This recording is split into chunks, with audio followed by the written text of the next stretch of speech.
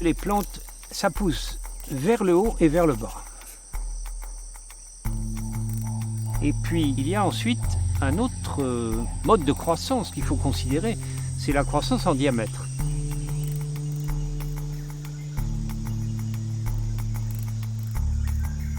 Les arbres, pour pousser, il leur faut des choses extraordinairement triviales. Il leur faut de la lumière, il leur faut de l'eau, il leur faut quelques éléments minéraux. Et puis il leur faut du gaz carbonique, et ça manque pas.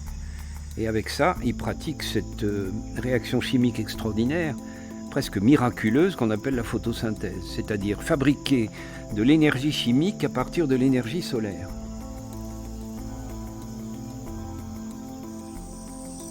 Comment pousse une plante?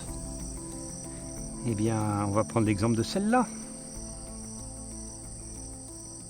Il faut d'abord dire que ça a commencé par une graine, n'est-ce pas?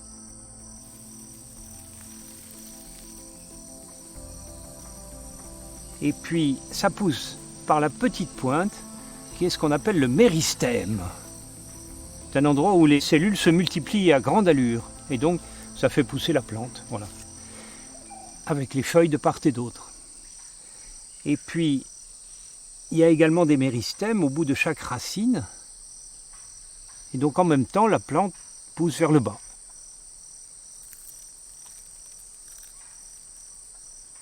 Imaginons maintenant que notre petite plante soit devenue un arbre. Il y a ensuite la croissance en diamètre. Alors il y a un deuxième méristème, très différent de celui-ci. Ça c'est une petite boule de cellules, c'est tout. Il y a un deuxième méristème sous forme d'un cylindre de cellules qui entoure la tige, mais pas en surface, hein, c'est sous la partie morte de l'écorce. Et ce cylindre n'arrête pas de produire des nouvelles cellules. C'est ce qu'on appelle le cambium.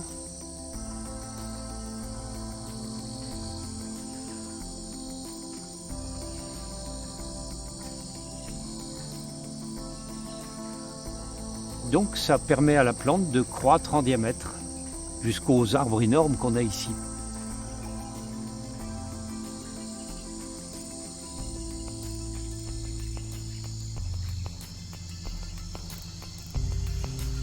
Alors j'aimerais mettre maintenant en scène le Moabi. Un arbre admirable, un des plus beaux du monde. En tout cas le plus grand arbre d'Afrique. Il atteint 70 mètres sans problème.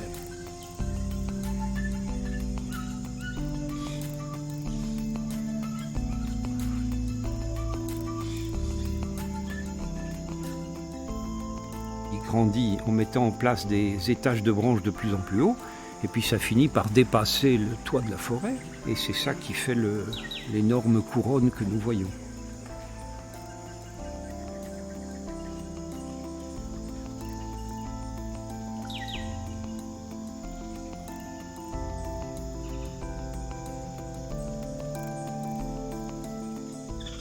Voilà, je vous présente un tout jeune Moabi. Je ne suis pas absolument sûr, mais je lui donnerai 2 ans. À supposer qu'on le laisse tranquille, et bien voilà, cet arbre il est parti pour une dizaine de siècles.